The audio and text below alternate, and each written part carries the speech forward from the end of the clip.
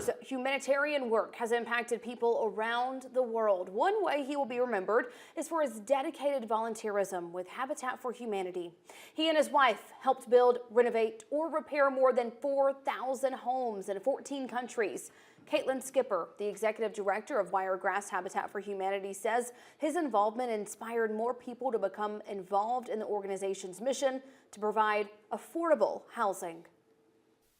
And really put Habitat on the map. Former President Jimmy Carter, he really wanted to see families in affordable housing. Just having him on the work sites made a great impact across the board.